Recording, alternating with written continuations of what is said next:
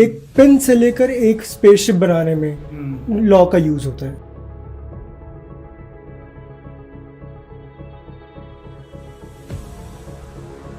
Hindu succession act जो है हमारा, वो 2005 से पहले तक मदर को और बेटियों को हक नहीं देता। मुस्लिम मैरिज को एक कॉन्ट्रैक्ट माना जाता है और वैसे हिंदू में ये कॉन्ट्रैक्ट नहीं होता है।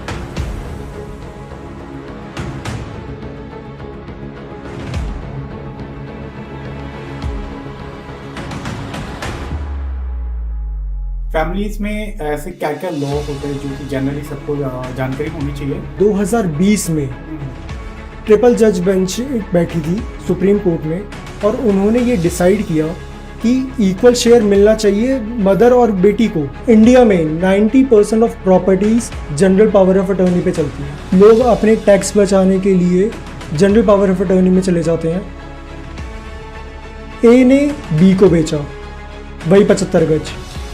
बी ने सी को बेचा और सी ने डी को बेचा। मतलब just because of 5% of tax property खरीदने के लिए वो ना देने के चक्कर में हो सकता है आप अपनी पूरी प्रॉपर्टी आप खो सकते हो। Hi guys, welcome to the open talk show.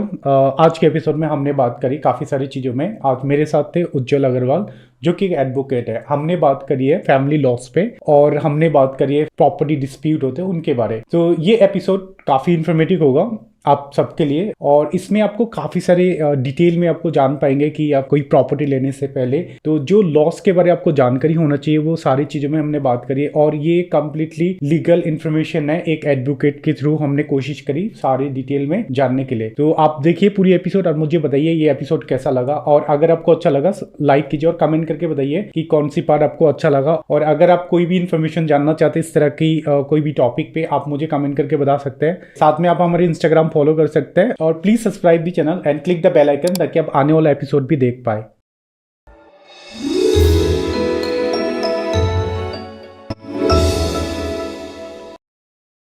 Hi Ujjwal, welcome to the open talk show. Thank you Shaheen. सबसे पहले मुझे आप अपने बारे में बताइए सो दैट हमारी ऑडियंस कैन रिकॉग्नाइज यू। तो अब मुझे बताइए about you. So I am Ujjwal Agarwal, practicing advocate in Delhi High Court, and we deal in property cases which is basically family dispute cases which involves Hindu Marriage Act, divorce, maintenance, Domestic Violence Act, family disputes and much more. Okay, great. So basically आप property dispute पे भी काम करते हैं जी, और बाकी और भी सारी चीजें फैमिली लॉस पे भी। So मुझे एक बार ना सबसे पहले ये बताओ अपने बारे, कितने टाइम हो गया इसमें, मतलब कितने टाइम से कर रहे हो? so I have been practicing since 2020. Okay. So approximately 4 years. Okay, great. And I'm working with my father. So he's since 1991 he's been into litigation. So basically आप एक लॉयर फैमिली से ही आते हो? जी, सेकंड जनरेशन लॉयर हूँ मैं। Okay, तो मैं बचपन से मैंने यही सब देखा है। Okay, murder cases, rape cases, clients आ रहे हैं, बचपना इसी में निकला मेरा। Okay, मतलब अब देखा जाए तो हर तरह के केसेस पे आपकी जी family have knowledge. And so why you interested in the laws? I mean so as I told you earlier कि मैं बचपन से ये देखते आ रहा हूँ। तो जैसे डॉक्टर का बेटा डॉक्टर ही बनता है, ठीक है, और बच्चे को बोल दो कि पेट में दर्द हो रहा है, बोल रहा है कि इंटेस्टाइन में आपको प्रॉब्लम है, आपके स्टमक में ब्लोटिंग हो रही है। वैसे ही मुझे पता होता था कि अभी मर्डर केस है, ये बंदा अंदर जाएगा, चार्जशीट फाइल होने से पहले ये निकलेगा नहीं, राइट, इसकी बेल लगा रहे हैं, हाई कोर्ट में जा रहे हैं। तो एक बचपन से एक इंटरेस्ट मेरे अंदर डेवलप हो गया था कि कानून कैसे काम करता है। एक पिन से लेकर एक स्पेसशिप बनाने में लॉ का यूज होता है। ओके, राइट, मतलब हर चीज के लिए एक लॉ है, होती है। बिल्कुल। So let's talk about the family laws. जी, फैमिलीज में ऐसे क्या क्या लॉ होते हैं जो कि जनरली सबको जानकारी होनी चाहिए, जो कि मुझे लगता है कि लोगों को इतनी नॉलेज नहीं है। Okay, I hope my podcast लोगों को इन्फॉर्मेशन मिलेगा। आज मैं आया भी इसीलिए हूँ ताकि मैं एक जनरल पब्लिक को एक नॉलेज दे सकूँ, एक लेमैन आदमी, अनपढ़ आदमी को भी ये समझ में आ सके कि उसके क्या कानून हैं और वो उससे कैसे ओवरकम कर सकता है, कोर्ट्स में जाके वो अपने आप को कैसे रिप्रेजेंट कर सकता है। एक जनरल पब्लिक को पता होना चाहिए। Exactly, okay. सो मुझे एक बार बताओ कि बेसिक लॉस क्या होता है, फैमिली लॉस जिसको हम बोलते हैं, I know that there's a different categories of law. Ji. Okay. I would say हर चीजों में लॉ होते हैं, जैसे आपने बताया। तो मुझे बेसिक फैमिली लॉस पे थोड़ा बात करेंगे, तो आप मुझे बताएंगे फैमिली लॉस में क्या क्या चीजें आती हैं। ये बहुत डाइवर्स सब्जेक्ट है वैसे। ओके। इसमें सारी चीजें फैमिली से रिलेटेड आती है। एक जनरल जस्ट मैं आपको बता रहा हूँ, जैसे मेरी शादी होती है तो हिंदू मैरिज एक्ट के अंदर हो रही है कि लड़की भी हिंदू ही थी और मैं हिंदू, तो हिंदू मैरिज एक्ट के अंदर हो गई। वैसी लड़की अगर किसी और कास्ट की थी तो उसके साथ स्पेशल मैरिज एक्ट हो गया। एक मिनट, यहाँ पे कास्ट और रिलीजन दोनों डिफरेंस है या आप कास्ट की बात कर रहे हो? Sorry, religion. Right. So different caste का डिफरेंट होता है, जैसे मुस्लिम हो गया, पारसी हो गया, अगर मैं उनके साथ कर रहा हूँ तो मेरा को स्पेशल मैरिज एक्ट के अंडर रजिस्टर करवाना पड़ेगा अपनी marriage. So there is a laws जो कि डिफरेंट कैटेगरीज के, फॉर एग्जांपल हिंदूज में अलग है और मुस्लिम्स के अलग से, and the other religions, okay, which is different. Hindu marriage act के अंदर पंजाबी, सिख, जैन, ये सब कम्युनिटी, बुद्धिज्म, ये सब कम्युनिटीज आ जाती है। ओके। सो आप apart from the Muslim laws होते हैं, दैट्स कंप्लीटली डिफरेंट। एंड उसमें मुस्लिम लॉ में लॉस भी डिफरेंट होगा शायद। जी, Christian laws also is different. Muslim laws में मुस्लिम मैरिज को एक कॉन्ट्रैक्ट माना जाता है। ओके। और वैसे हिंदू में ये कॉन्ट्रैक्ट नहीं होता है।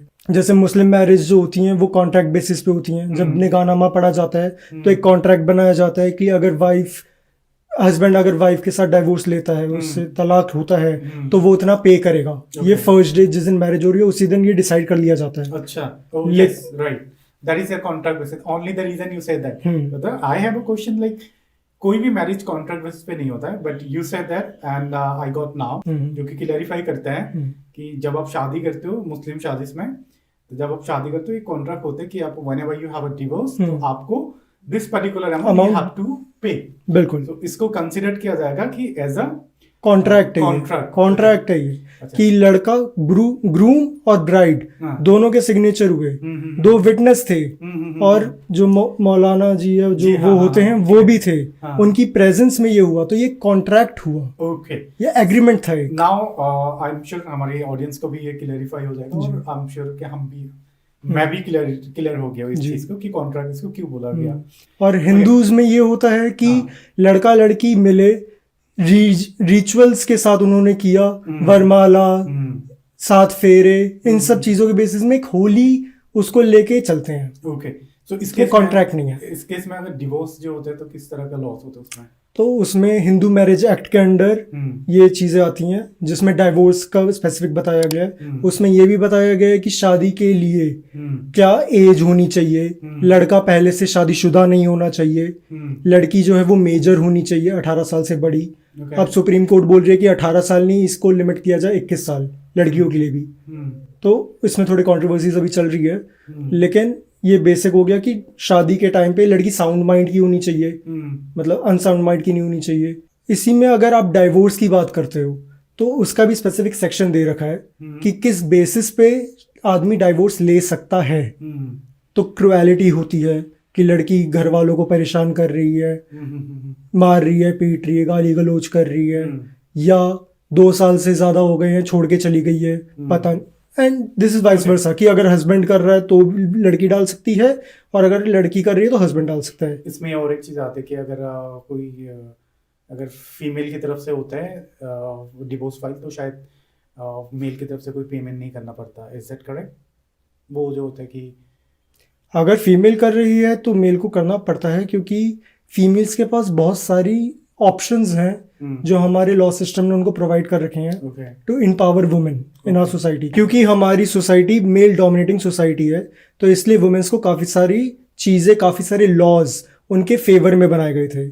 जैसे डोमेस्टिक वायलेंस एक्ट 498 है, क्रुएलिटी, अंडर आईपीसी है, ये इंडियन पिनल कोड के अंडर एक स्पेसिफिक सेक्शन दे रखा है कि अगर लड़का या उसके घर वाले, इन लॉज लड़की के, अगर लड़की को दहेज के लिए मारते हैं, पीटते हैं, मेंटल क्रुएलिटी करते हैं, which includes mental cruelty, physical cruelty, या टॉर्चर, या लड़की सुसाइड अटेम्प्ट करती है इन रीजंस की वजह से, तो वो 498A का केस डाल सकती है। अगर दहेज मांगने के चक्कर में इन लॉज ने या हस्बैंड ने लड़की को इतना प्रेशराइज किया कि लड़की ने सुसाइड कमिट कर लिया और वो मर गई with in 7 years of marriage, तो 304 भी लगता है, विच इज डाउरी डेथ कि अननेचुरल कॉज के वजह से इसकी इम्प्रिजमेंट 10 साल या लाइफ इम्प्रिजमेंट है मिनिमम। Okay I understand. मुझे ये बताओ, जैसे कि किसी फैमिली में ऐसे होते हैं, for example I am talking about property dispute के जो होता है, इसमें प्रॉपर्टीज के लेके अगर किसी फैमिली में, चाहे वो हिंदू फैमिली की बात करते हैं हम, अगर कोई शादी होके आते हैं किसी के घर पे एक फीमेल, उनकी प्रॉपर्टी में कितना हिस्सेदारी होता है एज पर लॉ?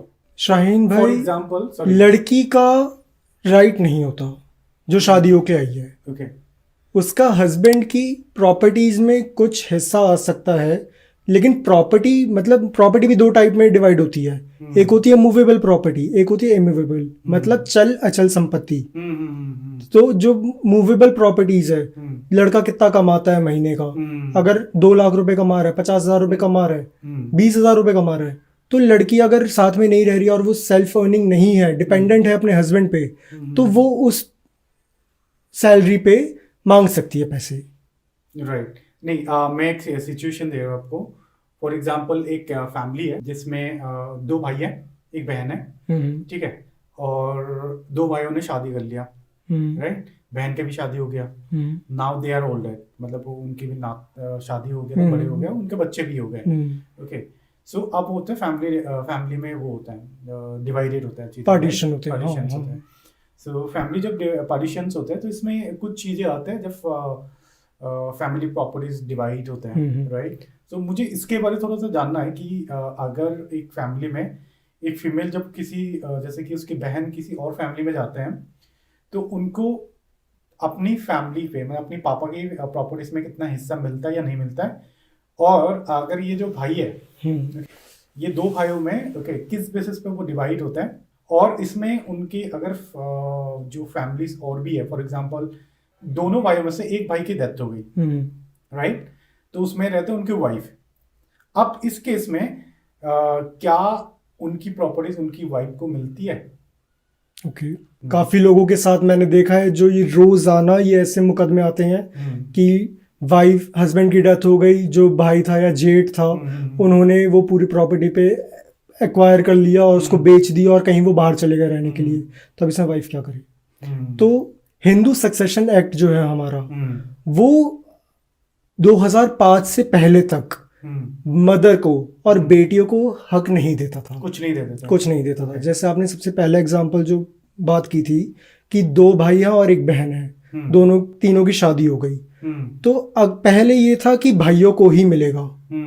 अगर मदर जिंदा है, मतलब जो फादर थे हमारे, उनकी वाइफ जिंदा है, उनको भी नहीं मिलेगा, सिर्फ बेटों को मिलेगा। अच्छा जी, बहन को भी नहीं मिलेगा, चाहे वो मैरिड है अनमैरिड है। ये 2005 से पहले तक था। उसके बाद 2005 में हिंदू सक्सेशन एक्ट के अंदर एक अमेंडमेंट आई जिसमें ये बोला गया कि वो भी हमारी फैमिली है, राइट, मदर और डॉटर, उनको भी मिलना चाहिए इक्वल शेयर। तो उसके बाद काफी सारी जजमेंट्स आई ऑनरेबल सुप्रीम कोर्ट की भी 2016 में, 2018 में, थोड़ी वो कंट्रोवर्शियल हुई थी, लेकिन 2020 में ट्रिपल जज बेंच एक बैठी थी सुप्रीम कोर्ट में और उन्होंने ये डिसाइड किया कि इक्वल शेयर मिलना चाहिए मदर और बेटी को। और ये कब से मिलना चाहिए? 2005 से या उससे पहले से भी कंट्रोवर्सी ये चल रही थी, राइट, कि अब किसी का फादर जो है वो 2004 में अगर उसकी डेथ हुई तो क्या उसको मिलेगा? तो ऑनरेबल सुप्रीम कोर्ट ने यही बोला कि ये एक रेट्रोस्पेक्टिव इफेक्ट में आएगा। मतलब जब से 2005 से जब ये एक्ट आया उससे पहले से अगर हस्बैंड की डेथ हो गई है या फादर की डेथ हो गई है तो लड़की को शेयर मिलेगा, मदर को भी मिलेगा। तो इसमें कोई पर्टिकुलर वो होती है, फॉर एग्जांपल कितना मिलेगा? नहीं, वो तो इक्वल मिलेगा। ओके, सो इसमें इक्वल मिलेगा। अगर ये तो लॉ रिसेंट का है, तो अगर ये पुरानी बात होगी, फॉर एग्जांपल 90 से पहले 80s की बात होती है, कोई फैमिली बोन होते हैं उस टाइम की, जो कि थोड़ी सी एजेस हो जाते हैं, उनके साथ भी ये रेट्रोस्पेक्टिव इफेक्ट है, प्रोस्पेक्टिव सबके नहीं है। लिए। पहले से जो भी डिस्प्यूट है पहले से लेके चलेंगे। Now it will be like consider, अगर आज के टाइम पे आ रहे हो आप 1950 की प्रॉपर्टी का लेके तो भी माना जाएगा। Okay, that's I think it's good. तो आप मुझे ये बताओ, इसमें से फॉर एग्जांपल इसमें कितने ने परसेंटेज मिलता है? ये सेम मिलता है, सबको सेम मिलते हैं, इक्वल राइट मिलते हैं। Equal. कितने बच्चे हैं, कितने शेयर्स बटेंगे, कितने लीगल हायर्स हैं, तो उस पे डिपेंड लेट्स करता है। टॉक दो ब्रदर, दो भाई एक बहन है, right? मदर जिंदा, हाँ मदर जिंदा है, मदर जिंदा है, राइट, लेकिन उनकी फादर जिंदा नहीं है, मान हाँ। लीजिए, ठीक है। तो उस केस में तो सबको इक्वल मिलेगा, तो 1/4 शेयर मिलेगा सबको, 25%। ओके। व्हाट अबाउट उनकी प्रीवियस फैमिली, जैसे मैंने आपको बताया था, ओके, उनकी बहन को भी मिल रहा है, मतलब 50% तीनों को सबको मिल रहा है। अच्छा, फिर तो अच्छा है। अब इसमें आपने एक ये सवाल पूछा था कि अगर एक भाई की डेथ हो जाती है, 1/4 शेयर था, उसमें एक भाई की डेथ हो गई, उसकी वाइफ थी और 2 बच्चे थे, राइट, तो अब उनमें कैसे होगा? तो उनमें नहीं होता, दैट्स तो उनमें बिल्कुल बिल्कुल मिलेगा, क्योंकि जो भाई था उसका तो राइट था, और भाई को जो मिलनी थी प्रॉपर्टी, अब वो मर गया, तो उनके जो लीगल हायर्स हैं, उनके जो बच्चे हैं और जो उनकी वाइफ है, उनको भी वो 25% मिलेगा, और उनके बीच में वो 1/3 डिवाइड हो जाएगा। ओके ओके, लाइक 7.5 समथिंग में वो डिवाइड हो जाएगा उनके। चलो 7.5 7.5 7.5। ये एक और चीज़ है जो कि मुझे लगा कि बात करनी चाहिए, ओके। आजकल ना एडॉप्टेड चाइल्ड का भी वो हुआ है, राइट, एडॉप्शन ऑफ, तो उस केस में क्या होता है वो share, I mean by the loss, for example किसी ने एक बच्चा एडॉप्ट किया है, राइट, इससे फैमिली में मान लो, ओके, एडॉप्ट किया, और उसमें प्रॉपर्टी अगर एडॉप्ट करके वो बच्चा फ्रॉम दी, मान लो 2 साल से बच्चे को एडॉप्ट करने के बाद या 1 साल में एडॉप्ट करने के बाद, नाउ ही बिकम 18 या 19 और 30, राइट। फैमिली वाले जब प्रॉपर्टी डिवाइड होता है, क्या उस केस में भी उसको शेयर मिलता है? देखो, एडॉप्शन जो होगा वो माइनर का होगा, माइनर, राइट, 18 साल से छोटा, राइट, तो 2 साल के बाद वो 30 का तो नहीं हो सकता, राइट। 18 तक मान सकते हैं कि चलो 16 साल का था, उसकी एजुकेशन वगैरह सब जो भी नहीं, एडॉप्शन तो मान लीजिए पहले करवा लिया, बच्चा का एज 1 साल में ही तभी हो गया था एडॉप्शन, उसको ले लिया था, 1 साल में एडॉप्ट हो गया। एडॉप्ट होने के बाद आई एम सेइंग कुछ फैमिलीज में डिस्प्यूट ये भी हो सकता है, ओके, कि उसको राइट नहीं मिलेगा। क्या उसको राइट मिलेगा? मिलेगा, प्रॉपर्टीज में पूरा मिलेगा, पूरा मिलेगा, जितना राइट बनता है, बाय द डॉक्यूमेंट्स होता है, बिल्कुल, ओके, वो लेजिटिमेट चाइल्ड माना जाएगा। Okay, interesting. बायोलॉजिकल चाइल्ड नहीं है, लेकिन लीगली बाउंड है, बाउंड है, तो मिलेगा। जिस कहते हैं ना कि जिसके आधार कार्ड पे उसके बाप का पिता का नाम है, ओके, राइट। इसमें और भी सारी चीज है लॉस में जिसके बारे में लोगों को जानकारी होना चाहिए। हिंदू सक्सेशन, ये तो जो हमने बात करी है सक्सेशन की बात करी, कि अगर जो फादर था या जो दादाजी थे, उन्होंने इंटरस्टेट वो डेथ हो गई, कि मतलब उन्होंने किसी के नाम पे कुछ नहीं किया, जो जैसी प्रॉपर्टी थी एज इट इज वैसे ही वो चले गए, राइट, तब वो सबके बीच में इक्वली बढ़ गई।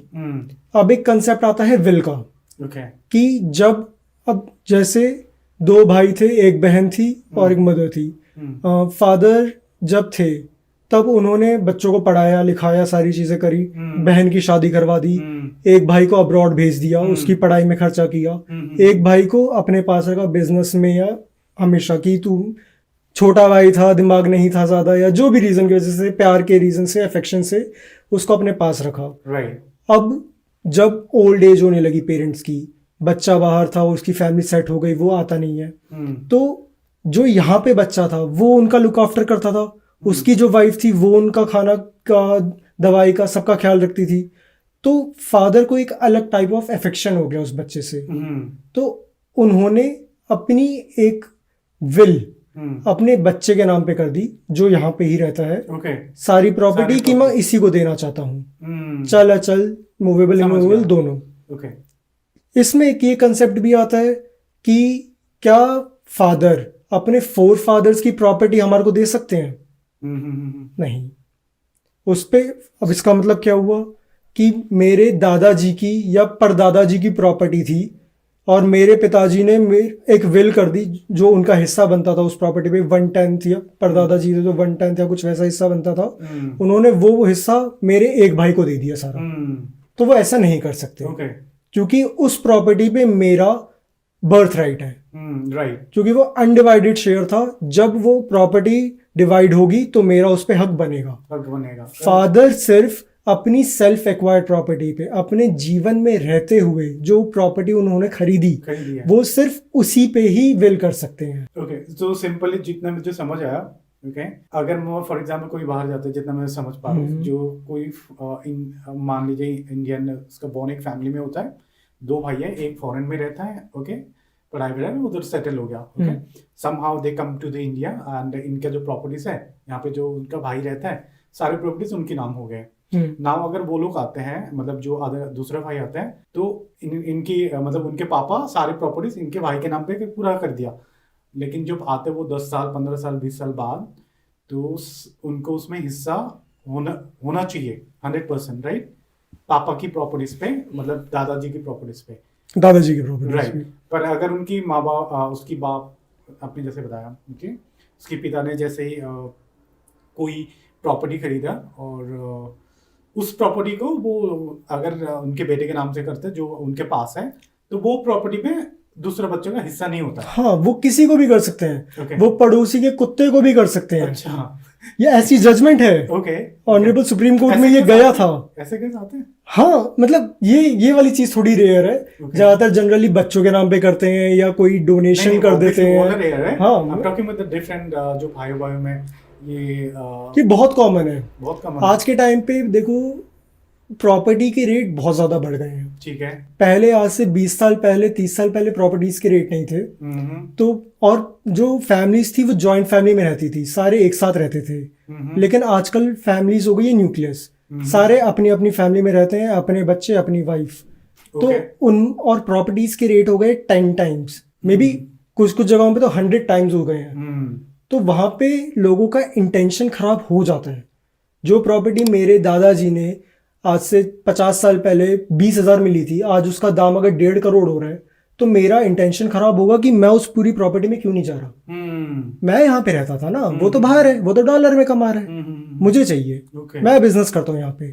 तो कई बार फॉर्ज्ड विल भी कर देते हैं। अच्छा। नकली वसीयत भी बना लेते हैं कि मेरे पिताजी ने जाने से पहले मेरे नाम पे ये नकली कागज कर दिए कि मेरे को दे दिया, मेरे को दे दिया, मेरे बच्चे को दे दिया। अच्छा। तो ये भी बहुत आते हैं केसेस। तो उसमें हमारी मतलब लीगल एक्शन क्या लेना चाहिए जब कोई दूसरा बंदा आता है, वो कहाँ पे जाना चाहिए उनको? तो जब इसमें 2-3 चीजें आती हैं कि जब आप विल हुई है तो उसको आपको प्रोबेट के लिए कोर्ट में जाना पड़ेगा। अगर मेरे नाम पे मैंने विल करवाई है या जेन्युइन मेरी विल थी, तो उसको मेरे को पहले एक सिविल कोर्ट में प्रोबेट का केस डालना पड़ेगा। उस विल को एग्जीक्यूट करवाना पड़ेगा कि ये विल जेन्युइन है। जो दूसरी पार्टीज थी, जो लीगल हायर से, उनको बुलाया, उन्होंने देखा, केस हुआ, वो क्लियर हुआ, वो प्रॉपर्टी मेरे नाम पे आ गई। तो अगर फर्जी विल है तब भी मुझे वो चीज तो करनी पड़ेगी, प्रोबेट के लिए जाना पड़ेगा। अब हम दोनों भाई हैं, मैंने अपने नाम पे ये विल करवा ली थी फॉर्ज्ड, नकली साइन करवा लिए, विटनेसेस के नकली दस्तखत करवा लिए, और फिर मैं ये कोर्ट में ले आया। आपने डिस्प्यूट राइज कर दिया कि नहीं, मेरे पिताजी तो हमेशा से चाहते थे कि ये प्रॉपर्टी हम दोनों भाइयों में इक्वल बटे। उनको तो कभी ये इंटेंशन था ही नहीं कि वो एक भाई को दे, कि बाद में दोनों भाइयों के बीच में प्यार खत्म हो जाएगा। तो आपने बोला कि ये दस्तखत नकली है, अच्छा, फॉर्ज्ड है। तो आप फिर अपने पिताजी के पुराने डॉक्यूमेंट्स लेके आए, जो बैंक में उन्होंने साइन किए थे, पैन कार्ड पे साइन किए थे, वो मैच नहीं हो रहे हैं। जो विटनेसेस हैं वो कौन है, पता चले वो मेरे यहाँ ही काम करता है, 20 साल का आदमी है, चौकीदार है, मैंने उसको विटनेस बना दिया। तो कैसे उसकी जेन्युइननेस, उस विटनेस की जेन्युइननेस भी तो देखी जाएगी। वो मेरे पिताजी को कैसे जानता था? जो मेरे पिताजी को जानता होगा उसकी उम्र भी तो फिर उसी एज में होनी चाहिए, वो भी उसी प्रोफेशन का होना चाहिए, उनका दोस्त होना चाहिए। क्योंकि विल आदमी पब्लिकली डिस्क्लोज नहीं करता, न्यूज़पेपर में छपवाता नहीं है। क्योंकि जिस दिन अगर उसने डिस्क्लोज कर दिया, अगर मेरे पिताजी ने मुझे बता दिया कि मैं तेरे नाम पे सारी प्रॉपर्टी कर रहा हूं, तो मेरे इंटेंशन उसी दिन से खराब हो जाएंगे। मैं नहीं चाहूंगा कि वो जिए। काफी ब्रूटल बात हो जाती है, नॉर्मल आदमी कई बार एक्सेप्ट नहीं कर पाता, बट मैंने बहुत केसेस ऐसे देखे हैं जहाँ पे ऐसी चीजें आती हैं, उसमें फैमिली रिलेशन भी खत्म हो बहुत खराब हो जाते हैं, रोज का टॉर्चर होता है। तो इसलिए इसको छुपा के ही करा जाता है अच्छा कि जब आदमी मर जाए उसके बाद इसको डिस्क्लोज किया जाए कि ऐसा हुआ था। अच्छा। एक मेरे पास केस आया था, दिल्ली का ही है। इसमें जो प्रॉपर्टी थी एक मदर मतलब फादर हस्बैंड वाइफ ने ली थी, फादर ने ही ली होगी लेकिन अपनी वाइफ के नाम पे लिया था। उस प्रॉपर्टी के 3 फ्लोर बना दिए, 3 बच्चे थे, 3 फ्लोर बना दिए। मदर ने, फादर की डेथ हो गई, मदर ने एक एक फ्लोर एक एक बच्चे के नाम पे सेल डीड कर दी। ठीक है। तो जो एक फ्लोर था उसका बेटा की डेथ हो गई। ओके। अब मदर जो थी, फर्स्ट फ्लोर वाले बेटे की डेथ हो गई थी। ग्राउंड फ्लोर पे एक बेटा रहता था, एक सेकंड फ्लोर पे रहता था। सेकंड फ्लोर वाला अपना बिजनेस के लिए कहीं और मतलब उसने ले लिया, उसको रेंट पे दे दिया। ग्राउंड फ्लोर वाला थोड़ा फाइनेंशियली अनस्टेबल, तो वो अपनी मदर के साथ फर्स्ट फ्लोर पे रहने लगा और जो ग्राउंड फ्लोर वाली प्रॉपर्टी थी उसको उसने रेंट पे दे दिया क्योंकि उस पे दुकानें बना दी थी। अब कुछ सालों के बाद फर्स्ट फ्लोर वाला जो बेटा था, जो मतलब जिसके ओरिजिनल डॉक्यूमेंट्स ग्राउंड फ्लोर वाले हैं, उसने शादी करी, लड़की घर में आई, उसने डिस्प्यूट्स रेज कर दिए कि मैं यहाँ पे रहती हूँ, तुम निकल जाओ। तो उन्होंने माँ को निकाल दिया घर से। ठीक है। तो अब माँ हमारे पास आई कि सर 2 महीने से मैं अपने अपनी रिलेटिव, मम्मी को ही निकाल दिया। जी, ऐसे भी बच्चे होते हैं। वाइफ का इन्वॉल्वमेंट था उसमें काफी। ओके। वो पूरी प्रॉपर्टी पे कब्जा करना चाह रही है। वो सेकंड फ्लोर वाले भाई पे भी एलिगेशंस लगा रही है, false outraging the modesty of a woman, 354 का केस लगा रही है। ओके। फॉल्स एलिगेशन है बट है, ताकि तुम मेरे प्रेशराइज हो और फिर सारी प्रॉपर्टी मेरे नाम पे कर दो। तो इसमें माँ 2 महीने से बाहर थी, अपने रिलेटिव्स के यहाँ रह रही थी। तो उसमें फिर वो हमारे पास आई कि सर इसमें मैं क्या करूँ। तो अब देखा जाए तो फर्स्ट फ्लोर वाली जो प्रॉपर्टी थी वो तो जो बेटा मर गया, जो डिसीज था वो था, माँ तो ओनर नहीं है इसमें। तो इसमें हमने ये देखा कि जो बेटा मरा वो कौन से लीगल हायर छोड़ के गया था। राइट। कि उसकी वाइफ थी, उसके बच्चे थे, बिल्कुल नहीं थे, वो अनमैरिड था। अच्छा, अनमैरिड था। काफी प्रीमेच्योर डेथ हो गई। राइट। ठीक है। जब वो 20 साल 21 साल, आई थिंक उस केस में तो फिर बाकी दोनों को ही मिलता है, बाकी जो बच्चे होते हैं। हिंदू सक्सेशन एक्ट फिर आता है। ओके। वो अलग अलग क्लासिफिकेशंस में इस चीज को डिस्ट्रीब्यूट करता है। जैसे कि क्लास 1 जो लीगल हायर्स होते हैं वो होते हैं वाइफ, बच्चे, चाहे बेटा है बेटी कुछ भी। अगर वो नहीं है तो फिर आ जाओ क्लास 2 में, वो होती है मदर। Class 3 father. अगर वो भी नहीं है तो क्लास 4 जिसमें होता है भाई बहन। अगर वो भी नहीं है तो नाना नानी, दादा दादी। अच्छा। ऐसे धीरे धीरे करके कि अगर एक बंदा है, अब इसमें क्या था, क्लास 2 लीगल हायर में मदर आ रही है तो वो प्रॉपर्टी वापस उन्हीं के पास चली जाएगी, फर्स्ट फ्लोर। तो वो लीगली बाउंड थी इस चीज से कि उनको ही मिलेगा।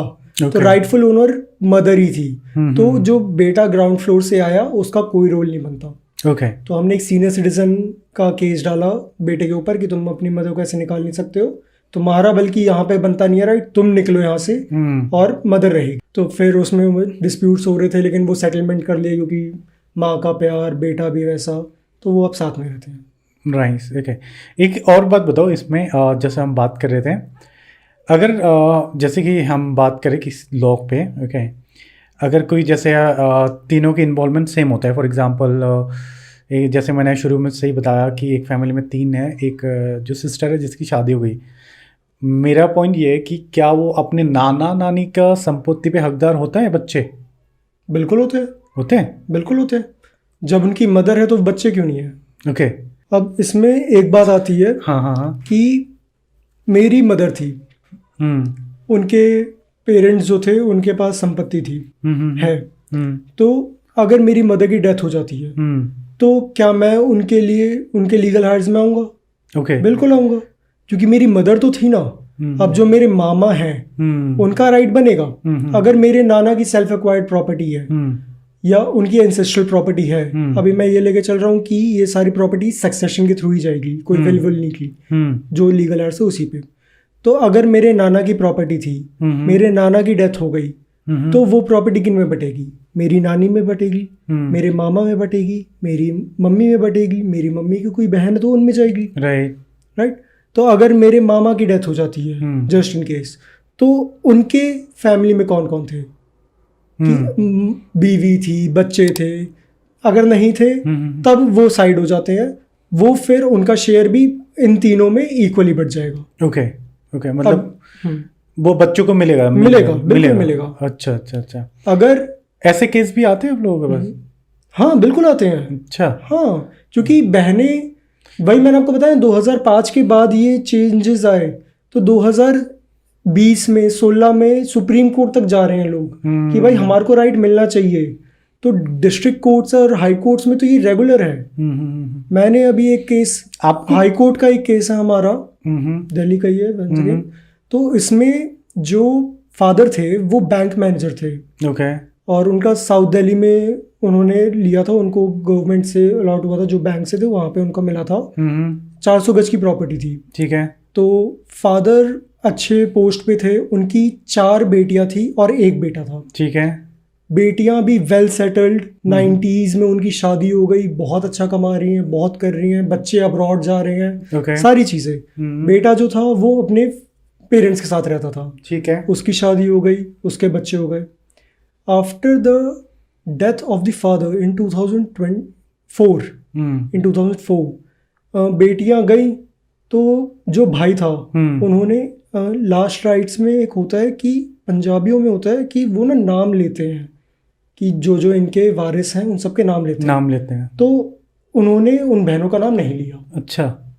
जो 2 बहन समझ गया, नाम नहीं लिया। पार्टीशन में मांग रही थी, उनका नाम नहीं लिया और उनकी शादी हो चुकी है। ठीक है। बेदखल कर दिया।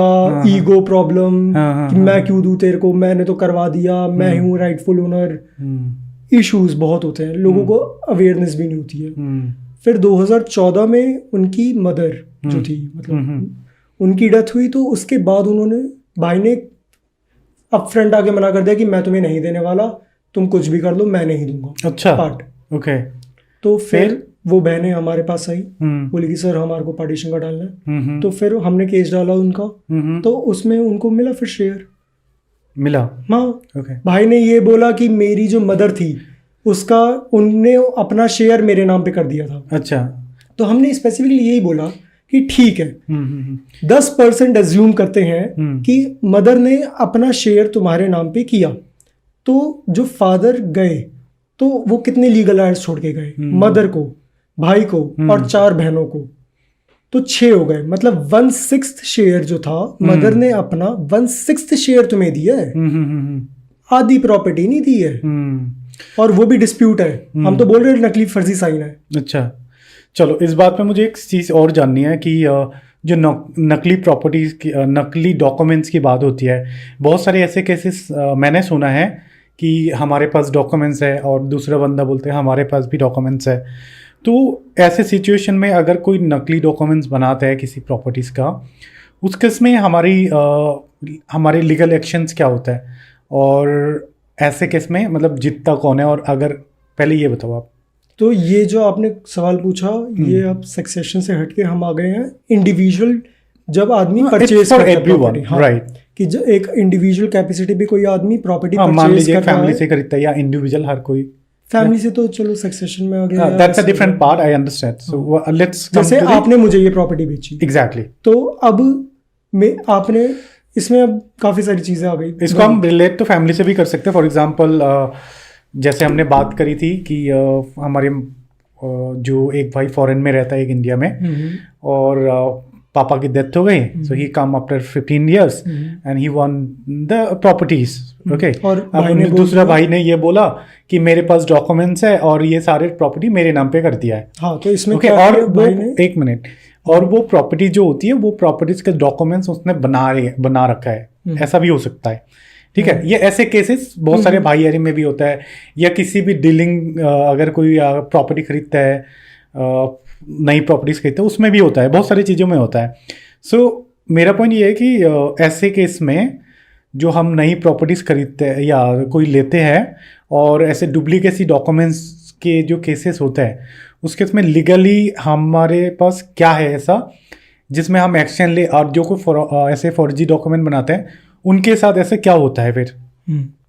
तो सबसे पहले हम इस पे आते हैं कि अगर फैमिली के बीच में हो रहा है राइट। तो फैमिली के बीच में दो चीजें हो गई, या तो विल भाई ने फर्जी बनाई, या विल मतलब हुआ कि मैं अपनी मनो इच्छा से तुम्हारे को ये प्रॉपर्टी दे रहा हूँ Right. Without any consideration amount. Yes. कोई पैसा वैसा नहीं ले रहा मैं तुमसे। एक तो ये विल हो गई या गिफ्ट डीड हो गई। राइट। एक हो गई सेल डीड।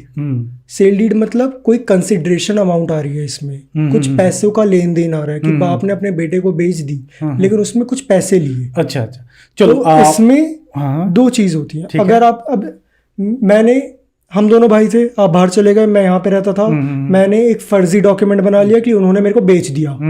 अब आप आए तो मैंने कौन सा डॉक्यूमेंट बनाया था? इसमें एक लैंडमार्क जजमेंट है जो ऑनरेबल सुप्रीम कोर्ट का, सूरज लैंप 2011 का है ये जजमेंट। इसमें सुप्रीम कोर्ट ने स्पेसिफिकली ये कहा है कि कोई भी अगर आप प्रॉपर्टी लेते हो तो उसके कागज में आपको हमेशा सेल डीड करवानी चाहिए। सेल डीड क्या होती है? सेल डीड सर ये होती है कि जब आप मेरे से प्रॉपर्टी ले रहे हो या मैं आपसे खरीद रहा हूँ तो हम सब रजिस्ट्रार के पास जाते हैं, उस प्रॉपर्टी को रजिस्टर करवाते हैं कि मैं आपसे ये प्रॉपर्टी ले रहा हूँ, ये कंसिडरेशन अमाउंट है इसका, ये मैं उसके सामने दिया, मेरी फोटो क्लिक हुई, आपकी फोटो क्लिक हुई, हम लोगों के फिंगरप्रिंट्स हुए, 2 विटनेसेस आए और उस पे हमने 4 से 5% का टैक्स दिया। ओके, तो जैसे 1 करोड़ की प्रॉपर्टी है तो 4 से 5 लाख रुपए मैंने उस पर टैक्स दिया।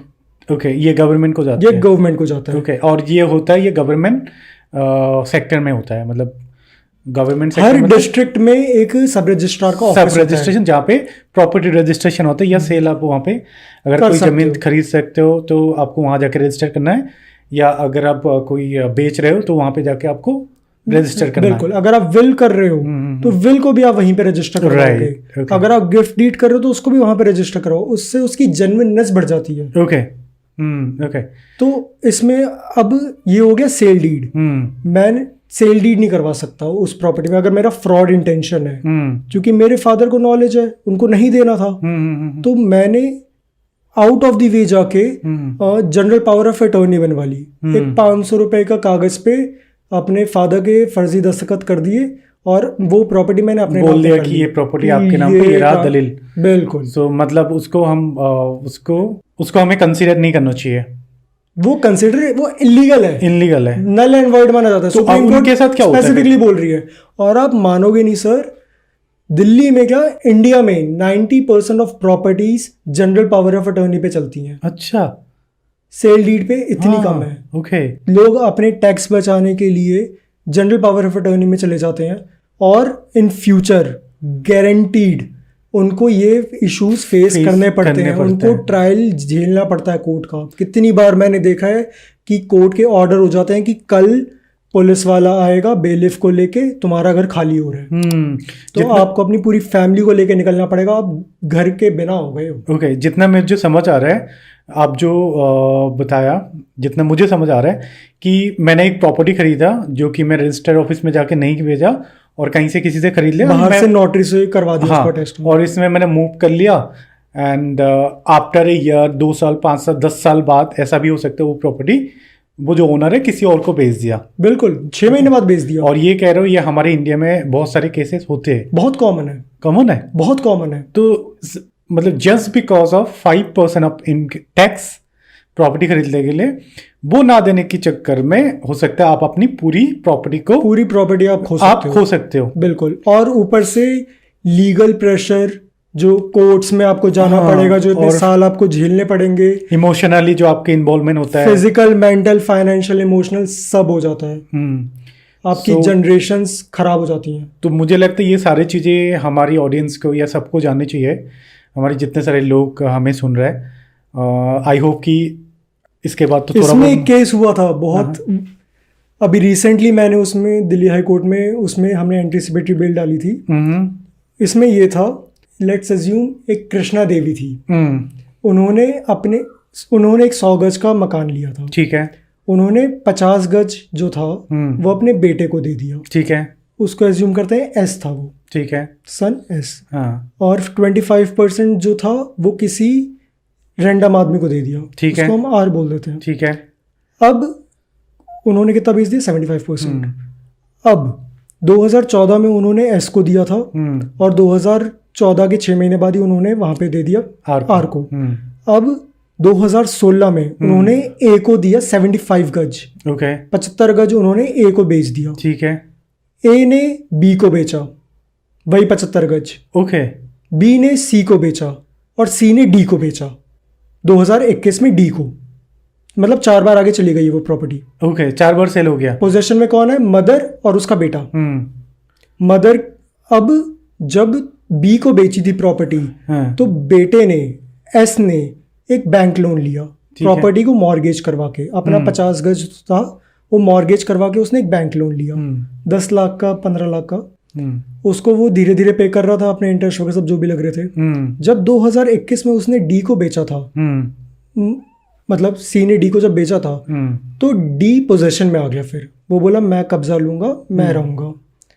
उस टाइम पे बेटे ने प्रॉफिट वो लोन देना बंद कर दिया इंस्टॉलमेंट्स। ओके अब लोन की तरफ से एक अलग प्रेशर होगा। बैंक से आ गया नोटिस राइट कि हम कब्जा कर रहे हैं। हाँ तो उस बंदे ने जो डी था उसने एक एफआईआर करवाई। बोला कि मेरे पास सारे डॉक्यूमेंट्स हैं सारी चीजें हैं राइट और मेरे साथ चीटिंग हुई है फ्रॉड हुआ है। तो 420/406 का उस पर लगा केस लगा। उसमें पुलिस वाले पहले एफआईआर भी नहीं कर रहे थे। बोल रहे ये सिविल डिस्प्यूट है हम एफआईआर क्यों करें। अच्छा ये सिविल डिस्प्यूट है आप कोर्ट में जाओ सिविल कोर्ट में जाओ यहाँ पे क्या काम है। तो उसने फिर मैजिस्ट्रेट को ये एप्लीकेशन लिख के दी उसने किया। तो हम वैसे थे एस की तरफ से जो हम एंटीसिपेटरी बेल लगा रहे थे क्योंकि हम यहाँ पे सफरर थे जो कोर्ट ने नहीं देखा। क्यों? क्योंकि मैं तो खुद यहाँ पे 2014 में परचेज किया था प्रॉपर्टी। मेरी मदर थी उन्होंने बेचा प्रॉपर्टी को किसी और को। उन्होंने किसी और को बेचा तो मतलब कृष्णा देवी ने ए को बेचा ए ने बी को बेचा बी ने सी को बेचा सी ने डी को बेचा है। तो इसमें मेरी एस की इन्वॉल्वमेंट कहाँ है? मैं तो यहाँ पे सफरर हूं ना। तो कोर्ट ने भी ये चीज को माना कि भाई अगर आपको एलिगेशन लगानी तो कृष्णा देवी भी लगाओ। कृष्णा देवी 2015 में मर चुकी है। अच्छा तो आप तो बेटा क्या करे? क्रिमिनलिटी नहीं ट्रांसफर होती है सिविल लाइबिलिटीज ट्रांसफर हो सकती है। सॉरी जो प्रॉपर्टीज है इनका जो रजिस्ट्रेशन हुआ था जनरल पावर ऑफ अटॉर्नी। अच्छा मतलब इसकी वजह से जनरल पावर ऑफ अटॉर्नी है। तो अगर मेरे क्लाइंट के पास सेल डीड होती या जो आदमी केस डाल रहा है उसके पास सेल डीड होती डी के पास तो ये कोई डिस्प्यूट ही नहीं था। अच्छा क्योंकि मेन जो सारे डॉक्यूमेंट्स है वो तो वहाँ है। वहाँ मेरे पास है लेकिन रजिस्टर्ड भी हो रखे हैं वहाँ पे सबके गवाहों के सामने। तो जब ऑब्वियसली तब लास्ट मोमेंट पे तो ये सारी चीजें निकल आते हैं वहाँ पे जब ये केस जाता है तो वहां से पता लगता है कि लास्ट जो सेल हुआ वो किसके पास हुआ है। किसके पास हुआ पूरी चेन आती है। हाँ है ना किसने किसको दिया किससे कैसे आया था एमसीडी ने अलॉट किया था डीडी ने अलॉट किया था अलॉटी कौन था उसने कब बेचा। तो सारी चीजें टोटल जो मेन फाइनल जो हुआ था वो किसको मिला?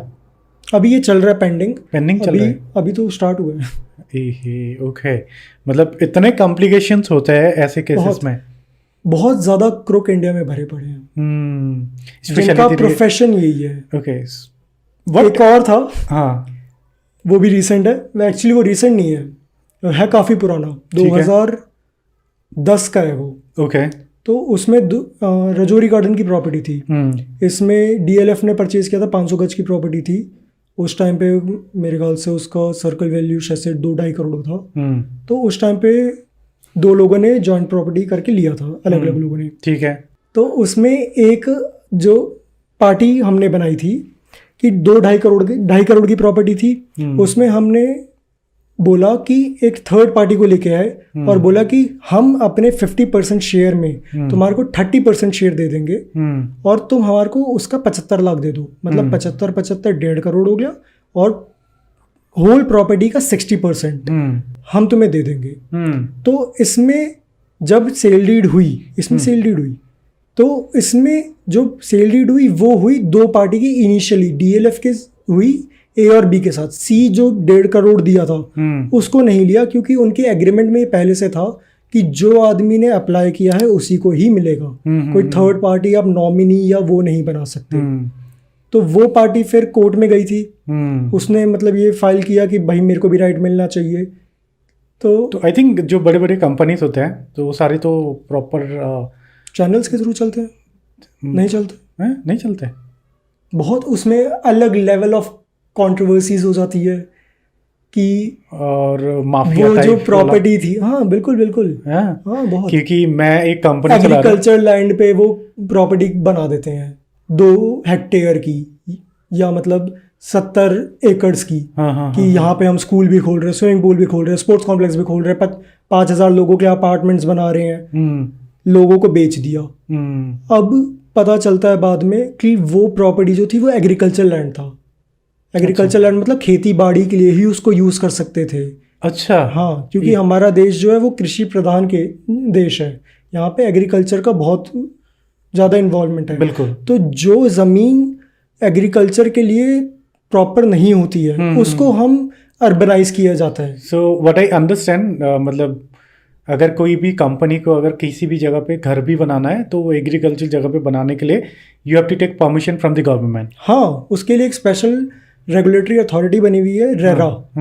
हर स्टेट की अपनी अपनी रेगुलेटरी अथॉरिटीज होती है। जैसे हरियाणा की हो गई RERA, Haryana real estate regulatory authority. Okay. तो उसमें यही है कि वो कंपनी जो रियल स्टेट है उसको अपने आप को वहां पे रजिस्टर करवाना पड़ेगा, अपना साइट प्लान देना पड़ेगा कि क्या है, अपना प्रोजेक्ट डिस्क्राइब करना पड़ेगा, और फिर उसमें ये बताना पड़ेगा कि कितने टाइम में बनेगा, क्या क्या चीजें लेके आ रहे हैं। कि इसमें एक इशू ये भी आता था कि आप कोई रियल स्टेट के हैं, बहुत बड़े हैं, आपने बोला कि मैं गुड़गांव में वही बना रहा हूँ, आज से 10-15 साल 20 साल पहले की बात कर रहा हूँ मैं, कि मैं बना रहा हूँ, अभी रेट कम है बहुत वहाँ पे, तो मैं तुम्हारे को 2 करोड़ में अपार्टमेंट दूंगा 3 BHK गुड़गांव में। अभी मैं बनाना स्टार्ट कर रहा हूँ, 4 साल के अंदर बना दूंगा, तुम मुझे अभी 1 करोड़ रुपए दो, जब 50% बन जाएगा फिर 1 करोड़ दे देना, और जब बन जाएगा ऑक्यूपेंसी सर्टिफिकेट आ जाएगा वहां से मेरे को मिल जाएगा, तो उस प्रॉपर्टी का रेट 4 करोड़ हो जाएगा। मतलब 4 साल के अंदर तुम्हारे को डबल मिल जाएगा। तो मैंने कहा, मैं बड़ा खुश, मैंने कहा हाँ भाई लो। तो और इसमें बहुत बड़ा पॉलिटिक्स होता है ऐसे केसेस में, सबसे बड़ा। हाँ, बहुत मिलते हैं, है ना।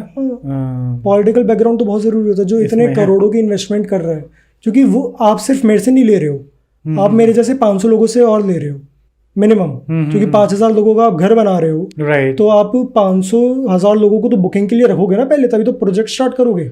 आई थिंक इसके बारे में कोई बात ही नहीं करते जितना मेरे को समझ आ रहा है। और इसमें सर टेक्निकल देखो ना, आपने 500 लोगों से पैसे ले लिए, 500 करोड़ हो गए, नॉर्मल है एक प्रोजेक्ट का, कि 5 एकड़ का भी बनाओगे कम से कम तो चाहिए पैसा। तो इतनी स्काईलाइन बिल्डिंग्स होती हैं, इतनी 20-20 मल्ले की वो होती हैं बिल्डिंग्स होती हैं, तो चाहिए। अब आपने कस्टमर्स इंडिविजुअल से ले लिए पैसे, और उसी के बाजू में आपका एक और प्रोजेक्ट चल रहा था, ठीक है, आपने सारे पैसे वहां पे इन्वेस्ट कर दिए, ओके, और वहां का प्रोजेक्ट पहले बना दिया, ठीक है। यहाँ का प्रोजेक्ट आपने स्टार्ट भी नहीं किया, 10 साल हो गए हैं, ओके। जो आदमी ने पे किया था वो तो आज वहीं पे खड़ा है, उसके पैसे को क्या। ऐसा भी होता है? ये होता था, इसीलिए फिर रेरा को इंट्रोड्यूस किया गया, ओके, कि भाई थोड़ा एक इंडिविजुअल को सोचते हुए रखना चाहिए, राइट। तो इसमें रेरा ये बोलती है कि आप इनिशियली जो है वो 25% ही दोगे, 50% है वो सब कुछ नहीं, 25% ड्यूरेशन भी होता है क्या? Contract duration is for example I am buying a property in the society, biggest society, and मैंने पैसे दे दिया आज, मान लो 50 लाख, राइट, एंड उसके बाद एक ड्यूरेशन होता है फॉर लाइक मुझे 1-1.5 साल बाद मिलेगा ये प्रॉपर्टीज, क्योंकि जैसे आपने बताया कि मेरे चल रही है, हाँ कंस्ट्रक्शन चल रहा है, कि उसका ड्यूरेशन होता है लीगली, और ये कंपनी प्रोजेक्ट्स में अपना बताते हैं कि हमारा इतना बन चुका है, इतना और बनेगा, तो वो चीज़ वो स्पेसिफाई रेरा में भी करते हैं, ओके, क्योंकि वो एक सुपरवाइज कर रही है उनको कि तुम्हारे जो भी एक्शंस होंगे हम देखेंगे, उसको मॉनिटर किया जाएगा सारी चीज़ों को। चलो, मुझे एक चीज़ बहुत अच्छा जानना है इसमें, लोग जो अभी घर खरीद रहे हैं, स्पेशली प्रॉपर्टीज़ वगैरह जो खरीद रहे हैं ऐसे बड़े बड़े रियल एस्टेट बिल्डिंग में, ओके, प्रॉपर्टीज़ में, तो उसमें जब कोई फ्लैट खरीदता है, क्या उनका रजिस्ट्रेशन किस बेसिस पे होना चाहिए? सेल डीड है, सेल डीड, सेल डीड वही कि सब रजिस्ट्रार के पास जाओ, प्रॉपर अपना डॉक्यूमेंटेशन करो। अच्छा, हाँ, अगर आप जनरल पावर ऑफ अटॉर्नी पे जा रहे हो तो आप भूल जाओ कि आज आप उस प्रॉपर्टी में ट्रांसफर हुए और कल दिन आपके पास नोटिस आ जाएगा कि खाली करो। ओके, मैं भी ओनर। एक मुझे एक चीज़ जानना है, जो कि मुझे भी जानना है, मुझे नॉलेज नहीं इसकी, जो प्रॉपर्टीज हम फॉर एग्जांपल किसी सोसाइटी में हमने घर खरीदा है, वो कि 20 मंजिल का एक बिल्डिंग है, राइट, कोई कॉन्सिक्वेंसेस होता है, एंड वो बिल्डिंग क्लैश हो जाता है, लाइक मैंने आज खरीदा 10 साल बाद क्लैश हो गया, उस केस में अब इतने सारे जो लोग रहते थे वहाँ पे, उनका उस प्रॉपर्टी में क्या है, और वो बिल्डिंग रीबिल्डिंग करने का मतलब उसका कोई लीगलाइज कुछ है? आई मीन गवर्नमेंट इंश्योरेंस होगी तो इंश्योरेंस क्लेम मिल जाएगा। इंश्योरेंस क्लेम मिलता है पूरी बिल्डिंग का? अगर कोई आदमी मर गया तो उसको कंपनसेशन मिल जाएगा। ठीक है। अच्छा, मतलब ऐसे हर प्रॉपर्टी में फिर तो इंश्योरेंस जरूर होता होगा? हाँ, करना चाहिए है? अगर नहीं है तो करना चाहिए। अपार्टमेंट्स या वो सब जो होते हैं उनमें तो होता है, लेकिन जो इंडिविजुअल बिल्डिंग्स या इंडिविजुअल प्रॉपर्टी जिसकी होती है वो नहीं करवाते जनरली। ओके, ऐसे कैसा हो, मतलब बहुत रेयर होता ये होगा? रेयर होता है, रेयर होता है, बट रेयर होता है। नहीं, अगर बिल्डिंग पुराना हो गया, डैमेज होने लगा, उस केस में ऐसे तो होता है। रेगुलर मेंटेनेंस तो चलती है उनकी। हाँ, रेगुलर मेंटेनेंस के लिए तो अपार्टमेंट्स वगैरह सब अपना मांगते हैं मंथली, तो वो मेंटेन करते रहते हैं। मेंटेन करते रहते, तो ऐसे केस होता नहीं है? नहीं होते अभी, ज़्यादा तो नहीं होते। पर उनमें कोस्टल एरियाज में या जहाँ पे हाई, मान लो एक बिल्डिंग का 100 साल वैलिडिटी होता है, उसके बाद तो ऑब्वियसली धीरे धीरे वो उसका वैल्यू खत्म हो वो जाता तो है। डिग्रेड करेगा। फिर उसके बाद क्या होता है उस बंदे का? मतलब मैंने घर खरीदा है, आपने मैं अपनी फैमिली के मेरे साथ से परचेज कर लिया घर, अब मेरी तो लाइबिलिटी खत्म हो गई ना। खत्म हो गई। आपने मेरे से खरीद लिया, आपके पास टाइटल आ गया, आपके पास पोजीशन है, तो अब मेरा क्या रोल इसमें? ओके, मैं मेंटेनेंस ले रहा हूँ तो मैं थोड़ा बहुत आपको फैसिलिटीज दे रहा हूँ, साफ सुथरा दे रहा हूँ, लिफ्ट प्रॉपर चल रही है, लाइटिंग अच्छी है, सिक्योरिटी है, पूल का पानी साफ नहीं है। अगर जो पूरी बिल्डिंग क्लैश हो जाता है उस केस में चलो इंश्योरेंस का अगर होता है, ठीक है, इंश्योरेंस। इनकेस अगर इंश्योरेंस नहीं होता है, क्या वहाँ पे जितने सारे लोग रहते थे 20 मंजिल में, वो जो घर को उसको रिबिल्ड करते हैं, उनका क्या हिसाब होता है? Just for general knowledge, I just कुछ नहीं होगा। ओके, कुछ नहीं होगा। उस जमीन पे तो भागीदार सभी होंगे शायद। जमीन पे कैसे होंगे? आप तो फ्लोर पे थे।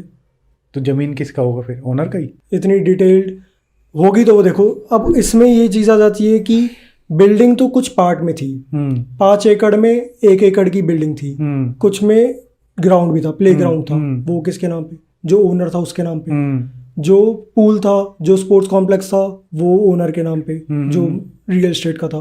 तो जो लैंड है वो तो उसी का ही रहेगा, ओनर का ही रहेगा। ओनर का ही रहेगा। आप जो ले रहे हो, आप जमीन नहीं ले रहे हो, आप फ्लैट ले रहे हो। अब जैसे ये है, ये बिल्डिंग है, तो आप इसमें जमीन नहीं ले रहे हो, आप ये फ्लोर ले रहे हो। तो ये फ्लोर क्या आपका मिलेगा? अच्छा, आपको जो प्राइस भी कोट किया गया है वो फ्लोर का किया है। I understand that.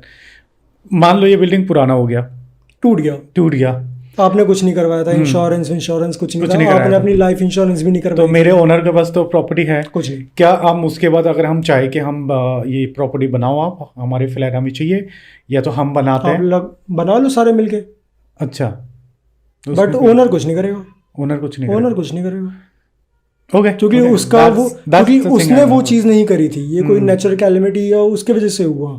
यही चीज़ मुझे सुनना था, व्हाट आई फाउंड। ओके, और ओके, अब मुझे ये एक बार बताओ, जैसे कि कोई फर्जी ऐसे जो बनाता है, ओके, मुझे आप ये बताओ, जो डॉक्यूमेंट्स ऐसे बनाता है, ऐसे किस किस तरह का फर्जी डॉक्यूमेंट्स होता है जिसमें प्रॉपर्टी लेने से पहले ध्यान देना चाहिए, चाहे कोई भी हो, और इसको कैसे आप सही वे में एक प्रॉपर्टी खरीदना चाहिए, एक बार डिटेल में बताओ। किस किस टाइप के फ्रॉड हो सकते हैं? तो इसमें एक फ्रॉड तो होता है टाइटल फ्रॉड, जो मैंने आपको बताया अभी कि जनरल पावर ऑफ अटर्नी और सेल डीड का कंसेप्ट बेसिक वही होता है कि टाइटल में अगर आपको बचना है कि टाइटल मैं ढंग से ले रहा हूँ प्रॉपर्टी का, तो हमेशा सेल डीड के थ्रू करवाओ। Okay, general power of attorney मत करो। ठीक, आप क्या करे थे प्रॉपर्टीज में? हाँ, डॉक्यूमेंट्स में। तो प्रॉपर्टी का टाइटल डॉक्यूमेंट तो मैंने आपको बता दिया कि आप हमेशा सेल डीड प्रेफर करें, जनरल पावर ऑफ अटर्नी ना करें। सेल डीड अगर नहीं है तो विल होती है, विल में आप चले जाएं, गिफ्ट डीड रजिस्टर होनी चाहिए। इस टाइप की प्रॉपर्टीज अगर हैं तो आप देख सकते हो रजिस्टर्ड। लेकिन इसके अलावा आप टाइटल में तो कुछ और ना लें। दूसरा होता है पोजेशन। पोजेशन के फ्रॉड बहुत होते हैं।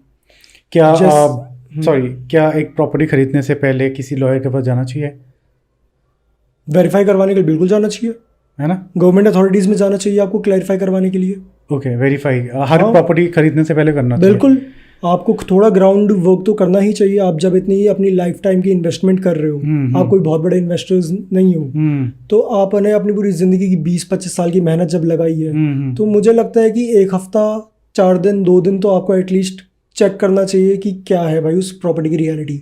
बिल्कुल करना चाहिए। कई बार आदमी बेच देते हैं प्रॉपर्टी, पता चलता है कि 20 साल से वहाँ पे डिस्प्यूट ही चल रहा था, कोर्ट केस। लोग ऐसे, जैसे आपने बताया कि एक टैक्स बचाने के चक्कर में लोग ऐसे कदम लेते हैं। तो आपको हमेशा ये चीज़ ध्यान रखना चाहिए कि आपकी एक ओनली 5% के लिए कभी किसी बड़े मुसीबत में पड़ सकता है। बिल्कुल, है ना। सो मुझे लगता है कि आप उसके लिए भी पहले तैयार हो। जैसे आप प्रॉपर्टीज लेते हो, जो एडवोकेट है जिससे आप खरीद रहे हो उससे भाई बोलो कि भाई जो तू प्रॉपर्टी बेच रहा है उसकी फोटोकॉपी मेरे को दे डॉक्यूमेंट्स की, मैं चेक करूंगा, वेरीफाई करूंगा। वो देता नहीं है। मांगो ना, मांगोगे नहीं तो क्यों देगा। ओके, पॉइंट है। जब तक मांगोगे नहीं दे रहा भाई दूसरी प्रॉपर्टी ले लूंगा, इतना क्या इशू है। प्रॉपर्टीज की कमी नहीं है। आप सही आदमी के, जो आप खुद सोचना कोई क्यों नहीं देगा, उसको बेचना नहीं है, बाद में तो देना ही है। तो भाई अभी देना, अभी मैं तेरे को बयाना भी तो दे रहा हूँ, इनिशियल मैं बुकिंग अमाउंट भी तो दे रहा हूँ, तो मुझे कुछ तो दिखाओ। बिल्कुल। तो वो दिखाओगा तो आप कम से कम अपने लॉयर से कंसल्ट तो कर सकते हो कि भाई ये क्लियर है ना कि जिसने परचेज किया, कैसे परचेज किया, किसके थ्रू किया था, तो वो क्लियर चीज़ें आए तो उसके बाद आप उसको आगे इनिशिएट किए। ये गवर्नमेंट से तो पूरी सपोर्ट होती है। गवर्नमेंट से पूरा सपोर्ट है। आपको 200 रुपए का एक फॉर्म भरना पड़ता है, फॉर्म 22। उससे आपको पूरा पता चल जाता है कि उस प्रॉपर्टी के अगेंस्ट कोई बैंक लोन तो नहीं है, कुछ मतलब उसमें डिस्प्यूट तो नहीं चल रहे, उसने टैक्स वैक्स दिया उस प्रॉपर्टी का कभी की नहीं दिया। अच्छा। डीडीए का म्यूटेशन करवाई है कि नहीं करवाई है, ये सब बाद में आएंगे अभी। तो इसमें काफी आता है। ओके। तो अब आप ये बोल रहे थे कि एक हो गया टाइटल डॉक्यूमेंट, एक हो गया पोजेशन फ्रॉड। ठीक है। पोजेशन में कैसे, अब कि मैं हूँ एनआरआई आदमी हूँ, मैं बोला कि यार मेरे पास डॉलर्स काफ़ी हो गए हैं, अब मैं देखता हूँ इंडिया में कोई प्रॉपर्टी इन्वेस्ट करने की। राइट। मैं आपके पास आया, आपने बोला भाई हाईवे की बहुत अच्छी ज़मीन है, 500 गज 1000 गज की है, बहुत सस्ते में मिल रही है सर, 5 साल में तो इसमें हाईवे बनेगा, एकदम स्काई रॉकेट की तरह रेट जाएंगे। मैंने कहा ठीक है भाई, मैंने आपसे ले लिए डॉक्यूमेंट्स, जैसे भी पावर ऑफ अटर्नी है, जो भी वो क्योंकि चलता है 90% वही है, तो आपने ले लिया। अब मैं वापस अपने देश चला गया, जो वहाँ पे भी मैं रहता था। ठीक है। 5 साल बाद में आया कि चलो वहाँ पे कुछ कंस्ट्रक्ट किया जाए, मैं भी वहाँ पे अब रिटायर हो रहा हूँ, मज़े करता हूँ। तो मैंने वहाँ पे गया, तब मेरे को पता चला कि उस प्रॉपर्टी पे बाउंड्री बन गई और कोई और आदमी ठेका लगा के बैठा हुआ है, बोल रहा है भाई ये तो प्रॉपर्टी आपकी है ही नहीं मालिक, 20 साल से तो मैं यहाँ पे बैठा हूँ। तो ये वाले फ्रॉड बहुत होते हैं। अच्छा। Illegal possession. और ये सिर्फ हाईवे में नहीं होते, ये हर एक जगह, हर जगह होते हैं, हर जगह होते हैं। इसमें कई बार ये भी होता है कि आपने मेरे से प्रॉपर्टी बेची, मैंने खरीद ली। ये मैं आपको थोड़ा बता रहा हूँ, कनॉट प्लेस या पुरानी दिल्ली की जो प्रॉपर्टीज होती हैं, क्योंकि आज से काफ़ी साल पहले इन प्रॉपर्टीज के रेट काफ़ी कम थे। ओके। ये मतलब ये केसेस वगैरह आपके पास आए हैं? हाँ, बहुत। अच्छा, इसी। ओके। मेरे एक क्लाइंट हैं, उनके ऑलमोस्ट 400 दुकानें हैं चांदनी चौक में। ओके। स्पेसिफिकली सिर्फ चांदनी चौक में। वो रियल एस्टेट का भी करते हैं। राइट। तो उनके दिन भर यही लगे रहते हैं। उनके फादर ने ली थी 1980s में, 60s में। रेंटेड नहीं, परचेज करी थी 400 दुकानें। ठीक है। और उन्होंने सारी ये दुकानें किराए पे चढ़ा दी। ठीक है। किराया क्या था, 200 रुपये, 50 रुपये उस टाइम पे। 80s में क्या था। ठीक है। तो वो, अब आप सोचो कि वो दुकान ली उन्होंने 20,000 की उस टाइम पे, आज उस दुकान का रेट हो गया 1.5 करोड़। तो अगर कुछ परसेंट के हिसाब से भी आप रेंट देखोगे तो 20-25 हज़ार तो बनता है। लेकिन आज भी वो लोग 50 रुपये 100 रुपये महीना देते हैं। तो इसके मैं मतलब क्या एक्शन ले रहे हो इसमें? अगर आप चाहते हो कि वो प्रॉपर्टी खाली करे तो आप एक इविक्शन का सूट डाल सकते हो। ओके। इविक्शन का सूट मतलब हुआ कि खाली करो। इविक्शन के सूट में ये होता है कि अभी इसमें आता है कि ये दिल्ली रेंट कंट्रोल एक्ट के अंदर आएगा, क्योंकि जो भी प्रॉपर्टी का किराया 3,500 रुपये से कम होता है तो वो सारे प्रॉपर्टीज के केसेस दिल्ली रेंट कंट्रोल के अंदर गवर्न होते हैं। ओके। तो उसमें आप 14(1) बोनाफाइड दिखा सकते हो कि मेरे को अपने पर्पस के लिए वो प्रॉपर्टी को यूज करना है, या वो सामने वाले ने वो प्रॉपर्टी किसी और को लीज पे दे दी है, या वो मेरे को किराया नहीं दे रहा है 3 महीने से। तो आप इन सब चीज़ों के बेसिस पे इविक्शन सूट डाल सकते हो। ओके। लेकिन खाली करवाना बहुत मुश्किल है। ओके। क्यों नहीं करते हैं खाली? नहीं करते ये तो सूट आप देखो ना, नहीं, मान लो लीगल में तो कोई होता हाँ है, लीगल में टाइम लगता है ना, टाइम लगता है। टाइम लगता है। कोर्ट आप सिर्फ आ गए आज कि मैं यहाँ का ओनर हूँ, और कोर्ट बोलेगी कि हाँ जी आप तो ओनर हो, आपको तो बिल्कुल बनता है ऑर्डर कर दिए। नहीं, वो बोलेगी ठीक है आप ओनर हो, वेट करो, हम दूसरी पार्टी को बुलाएंगे, पहले वो आएगी, वो अपना जवाब देगी, आप अपने एविडेंस लेके आओ, वो अपने गवाही लेके आएगी, फिर मैं जजमेंट करूंगी। ओके, 3-4 साल उसमें लग गए, आपके फेवर में ऑर्डर हो गया। ओके, इसमें रैन एग्रीमेंट वगैरह नहीं होता उनका? 50 साल पहले कहाँ होता था? तो आज जो इंट्रोड्यूस हुआ है आज के दिन में, मतलब ऑलमोस्ट हर जगह पे जहाँ पे हाँ 11 महीने का होता है रेंट एग्रीमेंट। रेंट एग्रीमेंट होता है। तो आज के टाइम पे आपसे बहुत इसका- इजीली खाली करवा सकते हैं। ओके, इसका मतलब रेंट एग्रीमेंट का एक बार मुझे सिस्टम बताओ, लीगल प्रोस्पेक्टिव में ऐसा है क्या? ओके, क्या? मतलब रेंट एग्रीमेंट में ऐसा है क्या? आप मतलब लीगल एस्पेक्ट पे, फॉर एग्जांपल हम एक रेंट एग्रीमेंट मेरे पास है, ओनर हमें ऐसे चार्ज कर रहा है या 1 साल पर ऐसे कर रहा है या कुछ भी हो सकता है, मतलब ये रेंट एग्रीमेंट इंट्रोड्यूस क्यों हुआ? क्या इसका कारण यही है कि जो लोग लॉन्ग टाइम तक ऐसे एक ही घर में रहता है, जैसे कि एक बात सुनी थी मैंने, अगर आप एक घर में अगर 10 से 15 साल आप रहते हो तो गवर्नमेंट के पास कहीं ना कहीं वो आपके अंदर हो जाते हो बिल्डिंग, आपको वहाँ से निकाल नहीं सकते, ऐसा कुछ मैंने सुना था। अगर वो अनक्लेम्ड प्रॉपर्टी है तो तब तो दैट मीन्स अनक्लेम मतलब गवर्नमेंट कोई आया नहीं उसको कभी मांगने के लिए। मैं 15 साल से वहाँ पे रह रहा हूँ, कोई आया नहीं उस प्रॉपर्टी पे अपना हक दिखाने के लिए कि मैं ओनर हूँ, राइट। अगर कोई रेंट देता है तो कोई रेंट देता है लॉन्ग टाइम, रेंट देता है तो वही तो आप रेंट देते हो ना, आप ओनर कैसे बन गए? आप टेनेंट हो। ओके, चाहे वो 50-20 साल आप 100 साल रहो, आपकी जो टाइटल है वो तो एज अ रेंट का ही रहेगा रेंटल ना। है, हाँ, एज अ रेंटल आप ओनर नहीं बन जाते ना आप जस्ट बिकॉज रेंट दे रहे हो। ओनरशिप टाइटल तो जो दूसरा बंदा है उसी के पास रहेगा। ओके ओके, और ये 11 मंथ का क्यों फंडा है रेंट एग्रीमेंट का?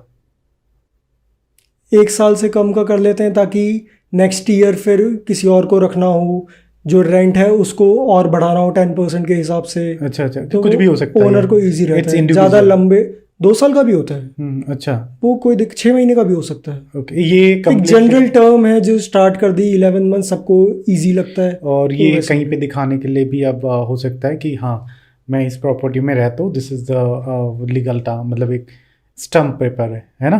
हाँ, स्टैम्प पेपर। इसी बेसिस पे ये ओके, आई गॉट इट। एक बात बताओ, मान लो मैं बाहर रहता हूँ, ओके, डिफरेंट सिटीज में या डिफरेंट कंट्रीज में, ओके, और मेरे एक प्रॉपर्टीज है, उसके पोजीशंस मुझे कैसे रखनी है, कैसे रख सकता हूँ मैं? तो अगर आपने प्रॉपर्टी परचेज करी, हाँ, तो सबसे पहले आप उस प्रॉपर्टी की बाउंड्रीज बनाओ, ओके, दीवार खड़ी करो उस पे, ताकि वो आपका क्लेम हो कि ये यहाँ से दीवार से इतना है। राइट, क्योंकि कई बार होता है जो साइड की प्रॉपर्टीज वाले होते हैं वो अपनी दीवार खड़ी कर देते हैं जो आपकी प्रॉपर्टी में आ रही होती है, वो भी काफी इशू क्रिएट हो जाता है। ओके, एक बोर्ड लगा दो जहाँ पे लगाओ कि ये प्रॉपर्टी के ओनर ये हैं, ये नंबर है जो। अच्छा, ओके। एक कमरा बना दो, उसमें बिजली लगा दो, एक आदमी को बिठा दो, ठीक है, कि चाहे तू माली ही हो या एक वॉचमैन ही हो या लेबर ही हो, वो बैठा है, आपका बंदा बैठा है। तो इससे फिर आपकी, और या अगर आप इतना नहीं कर सकते कि लगता है कि इन्वेस्टमेंट बहुत ज़्यादा हो रही है, ये मंथली मेरे एक्सपेंसेस बहुत लग रहे हैं, तो किसी अपने दोस्त यार को बोलो कि भाई तू महीने में 5-10 बार कम से कम जा जाके देखता रहा कर उस प्रॉपर्टी को, ओके, ताकि अगर कोई उस प्रॉपर्टी में घुस रहा है इलीगली तो उसको जल्द से जल्द रिपोर्ट करा जा सके कि वो उस पर इलीगल कंस्ट्रक्शन ना कर ले। तो जितनी जल्दी आप इस पे स्टेप्स लोगे, कोई किसी की प्रॉपर्टी में क्यों करेगा ये? ऐसा तो आज वो प्रॉपर्टी 50 करोड़ की है, 50 लाख की है, 5 लाख की है, तो मुझे तो वो इलीगल पोजीशन में घुस के मेरे को तो बेनिफिट मिल रहा है ना। अच्छा, अब मैं खाली क्यों करूंगा? तुम्हारी प्रॉपर्टी थी, मैं घुस गया, 50 लाख का आज उसमें दाम है, 10 साल बाद वो 75 हो सकता है। और खाली करवाना तू या तो मेरे को पैसे दे, अच्छा, नहीं तो खरीद ले मेरे से प्रॉपर्टी वापस। ओके, और व्हाट अबाउट दी लैंड जो हमारा खेती के लिए होता है, ऐसे प्रॉपर्टी से उनका एक ट्रस्टेबल बंदा के पास रख देना चाहिए। हाँ, आप ये वाली प्रॉपर्टी भी आप किसी को बोलो कि लुक आफ्टर भाई करता रही हो। अच्छा, कुछ टाइम पे जाते रहो, देखते रहो कि उसमें कुछ ऐसी एक्टिविटीज तो नहीं हो रही है कि जो आपका टाइटल या पोजीशन को खराब कर सके। उस पर टैक्स देते रहो। ओके, जो भी है ईयरली टैक्स जो होते हैं वो देते रहो। म्यूटेशन अपने नाम पे करवा लो, कि म्यूटेशन की मतलब मेरे जिससे आई जहाँ से अलॉट हुई थी, वो एमसीडी ऑफिस में जाके आप वो करवा लो, तो आपके पास एक एक्स्ट्रा एविडेंस रहेगी ना। अगर इन फ्यूचर कल दिन कुछ होता है डिस्प्यूट, तो आपके पास चीजें तो हैं दिखाने के लिए। राइट आपने हर साल डीडीए को टैक्स दिया उसके लिए, तो भाई क्यों दे रहे थे टैक्स? बिल्कुल। क्योंकि भाई मैं ओनर हूँ। राइट। ओके, मुझे एक और चीज़ पूछना है, what your advice to the audience when come to the family dispute और ऐसे नई प्रॉपर्टी लेते हैं, इसमें फाइनल एडवाइस आपका क्या रहेगा कि क्या क्या चीज़ों पे ध्यान रखनी चाहिए? देखो, कुछ कुछ डॉक्यूमेंट्स होते हैं जो आप चेक करो। सबसे पहले सबसे क्रूशल तो टाइटल, ये तो main, title and possession main होता है। ओके। टाइटल में हमेशा ये चेक करो कि सेल डीड के थ्रू हो या वो विल के थ्रू हो, विल या गिफ्ट डीड जो कि रजिस्टर हो। अगर वो है तो फिर ठीक है, अपने एडवोकेट से कंसल्ट करो। दूसरा, इसमें चेन देखो। चेन मतलब हुआ, जैसे मैंने आपको बताया कि किसी एक बंदे ने किसी को बेचा, फिर उसने किसी को बेचा, उसने किसी को बेचा, उसने किसी को बेचा। हर प्रॉपर्टी में होता है। कोई एक प्रॉपर्टी किसी के पास 100 साल तक नहीं रहती है, 20-50 साल में वो चेंज होती रहती है उसकी ओनरशिप। तो आप ये चेक करो कि वो जो प्रॉपर्टी आई, जो फर्स्ट ओनर था, वो कैसे ये सेकंड को दिया था। जीपीए दिया था कि सेल डीड किया था। जीपीए दिया था तो पोजेशन में वो गया था कि नहीं गया था। राइट। फिर बी ने सी को दिया तो कैसे दिया, सी ने डी को कैसे दिया, मेरे पास कैसे, ये पूरी चेन होती है, इस सबके पास होती है। सेल डीड में भी इसको स्पेसिफिकली लिखा जाता है कि ये ऐसे ऐसे प्रॉपर्टी आई है, तो उसको चेक करो, वेरीफाई करो अच्छे से, ध्यान से। बिल्कुल। इसमें फिर आप म्यूटेशन वाली जो चीज मैं बोल रहा था कि डीडीए वगैरह सब से म्यूटेशन, एमसीडी के ऑफिस से आप म्यूटेशन का करवाओ, वेरीफाई कि क्या ये जो मेरे से बंदा मैं जिससे खरीद रहा हूँ, क्या उसके नाम पे ये प्रॉपर्टी है कि नहीं है। डीडीए के पास जाओ, उसको बोलो कि भाई टैक्स ये भर रहा है कि नहीं भर रहा है। क्योंकि कई बार होता है कि मैं आज इस प्रॉपर्टी पे आया, 5 साल बाद डीडीए का नोटिस आ गया कि आपका तो 10 साल से टैक्स ही नहीं आया। अच्छा, हाँ, ओके, पॉइंट। तो उसमें आपको लाखों रुपए देने पड़ जाते हैं। राइट। क्योंकि वो अपना इंटरेस्ट भी लगाते हैं, कंपाउंडिंग। तो वो आप चेक करो। प्रॉपर्टी में एक मैंने ये भी देखा है कि रियल स्टेट वाले में आपने फ्लैट ले लिया, अब नोएडा, गुड़गांव जैसी जगहों पे आप जा रहे हो, रह रहे हो, तो आपके पास ऑब्वियसली गाड़ी होगी। बहुत नॉर्मल बेसिक नेसेसिटी हो जाती है। आप गृह प्रवेश कर रहे हो, आप अपनी गाड़ी पार्क कर रहे हो, वॉचमैन आके बोलता है भाई रुक जा, गाड़ी कहाँ लगा रहे हैं, ये गाड़ी का तो स्लॉट आपका है ही नहीं। क्योंकि आपके जो जिसने बेची आपको, उसने ये पार्किंग स्लॉट तो कभी लिया ही नहीं था। तो आपकी जो प्रॉपर्टी थी वो सिर्फ वो फ्लैट था, वो अपार्टमेंट था, पार्किंग नहीं थी। तो अब आप उसको एक्स्ट्रा पे करना पड़ेगा, और उनके भी रेट अच्छे होते हैं। तो इन सब चीज़ों से, इन फ्रॉड से बचने के लिए आपको पहले से वेरीफाई रखो। बिल्कुल। इसमें एक और इनकम्बरेंस सर्टिफिकेट भी होता है। इनकम्बरेंस सर्टिफिकेट का मतलब होता है कि आप बैंक के पास जा रहे हो और उनको बोल रहे हो कि भाई ये प्रॉपर्टी थी, इस प्रॉपर्टी पे कोई लोन तो पेंडिंग नहीं है। अच्छा। तो वो एक सर्टिफिकेट इशू करते हैं कि इस प्रॉपर्टी के रिगार्डिंग कोई लोन नहीं है। क्योंकि काफी केसेस ऐसे भी होते, जैसे मैंने आपको बताया अभी कि वो 10 लाख रुपए, 15 लाख रुपए का लोन लेके बैठा था। ऐसी कितनी ही प्रॉपर्टीज होती हैं जिन पे वो जनरल पावर ऑफ अटर्नी के बेसिस पे लोन ले लेते हैं और वो बंदे गायब हो जाते हैं। एक प्रॉपर्टी पे 15-15 लोन लिए हुए होते हैं। एक क्वेश्चन है इसमें मेरा, आपने बोला कि एक प्रॉपर्टी पे एक लोन है या नहीं है, आपको चेक करना है। That's right. मुझे ये जानना है, हमारी इंडिया में बहुत सारे ऐसे बैंक डिफरेंट के लोन प्रोवाइड करते हैं, तो ये पर्टिकुलर चीज़ अगर किसी को चेक करने जाना है, वो कहाँ पे जाके ये चीज़ उनको सही इन्फॉर्मेशन मिलेगा कि हाँ आपने SBI में चला गया, नहीं लोन नहीं। तो कहीं HDFC में है, मान लीजिए, या पंजाब में नेशनल बैंक में है जो गवर्नमेंट, आप मुझे ये बताओ। हाँ, तो जो गवर्नमेंट अथॉरिटी होती है आपको वहीं पे ही जाना है। अच्छा, गवर्नमेंट अथॉरिटी जी, फॉर्म 22 होता है एक, उसको आप भरो, वो वेरीफाई करेंगे कि उस प्रॉपर्टी के रिगार्डिंग किसी ने लोन दिया है कि नहीं दिया। और फिर वो आपको एक सर्टिफिकेट इशू करेंगे, इनकम्बरेंस सर्टिफिकेट, कि इस प्रॉपर्टी में कोई लोन नहीं है। अगर बाय चांस इन फ्यूचर आ भी जाता है तो आपके पास एक डॉक्यूमेंट है गवर्नमेंट का कि उन्होंने ये वेरीफाई करके दिया था कि यहाँ पे कोई लोन नहीं है। यस, तो वो एक बेटर हो जाता ऑप्शन। Okay, great. एक होता है कन्वर्जन सर्टिफिकेट। कन्वर्जन सर्टिफिकेट एक प्रॉपर्टी जो होती है उसको अलग अलग टाइप्स में डिवाइड किया गया है। बिल्कुल। जैसे मैंने आपको पहले बताया, एक होता है एग्रीकल्चर लैंड, जिसको हम लाल डोरा लैंड भी कहते थे। ये अंग्रेज जब आए थे तब उन्होंने इस कुछ प्रॉपर्टीज को लाल डोरा कर दिया गया था। उनमें फिर जब वो एग्रीकल्चर के पर्पस से नहीं रहे थे तो उनको फिर लाल डोरा कर दिया कि अब इन पे आप घर बना सकते हो, मकान बना सकते हो, रह सकते हो। ऐसी काफ़ी सारी प्रॉपर्टीज़ हैं। ओके। साउथ दिल्ली में, नॉर्थ दिल्ली में भरी पड़ी हैं। 80% ऑफ प्रॉपर्टीज दिल्ली में I would say all over India में ऐसे बहुत सारी जगह में होता है। ऑल ओवर इंडिया तो बहुत ज़्यादा है। हाँ, ऑल ओवर इंडिया तो फिर बहुत ज़्यादा है। हाँ, हमारी आई एम श्योर हमारी ऑडियंस पूरी ऑल ओवर इंडिया से होगा। बिल्कुल ठीक है। सो तो वहाँ पे बिल्कुल एग्रीकल्चर लैंड जो होते हैं, अगर वो एग्रीकल्चर के पर्पस पे नहीं होते तो उनको एक्सटेंशन कर देते हैं, लाल डोरा एक्सटेंशन। तो उसको फिर वो रेजिडेंशियल पर्पस के लिए कर देते हैं। राइट। तो अब इसमें रेजिडेंशियल भी होता है, कमर्शियल भी होता है। तो कमर्शियल के लिए अलग टैक्स देना पड़ता है, रेजिडेंशियल के लिए अलग टैक्स देना पड़ता है। तो आप ये भी वेरीफाई करो कि जब आप प्रॉपर्टी ले रहे हो तो वो कन्वर्ट हुई कि नहीं हुई। ओके। और ये भी कि अगर आप दुकान ले रहे हो, पता चले कि वो रेजिडेंशियल वाले पे कन्वर्ट हो गई थी, तब भी आपको इशू आएगा। अगर कमर्शियल या रेजिडेंशियल चलेगा, लेकिन अगर रेजिडेंशियल पे रजिस्टर हुई है और कमर्शियल आप उस पर एक्टिविटीज कर रहे हो तब इश्यूज आएंगे। या अगर वो एग्रीकल्चर ही था उसका सोल, कि वो एग्रीकल्चर पे ही आज भी है, तब भी आपको बहुत इश्यूज आने वाले हैं। करेक्ट। तो ये कुछ 6-7 चीज़ें हैं जो आपको याद रखनी चाहिए before purchasing a property. Okay, I hope हमें काफ़ी सारी इन्फॉर्मेशन मिला और ये सारी चीज़ें लोगों को कहीं ना कहीं हेल्प करेगा, not only for the general knowledge, for the personal life for the long time. If कोई अगर प्रॉपर्टी खरीदते हैं, दे विल डेफिनेटली सी, अगर हमारे पॉडकास्ट के थ्रू इन्फॉर्मेशन ले, they will definitely go accordingly the requirement. सही डिसीजन लीजिए। जब आप कोई भी पैसे, आप इतने पैसे स्पेशली लगाते हो, ओके, तो आपको एक सही डिसीजन लो और सही जगह से आप पैसे लगाओ। चाहे उसमें टैक्स देना पड़े, वो टैक्स दो, ताकि फ्यूचर के लिए आपका आपका फ्यूचर सिक्योर रहे। ओके, आई होप हमारे इस पॉडकास्ट से के थ्रू बहुत सारी इन्फॉर्मेशन मिलेगा। I hope, and thank you so much हमारे शो में आने के लिए। Thank you for having me and it was pleasure to have a good conversation with you.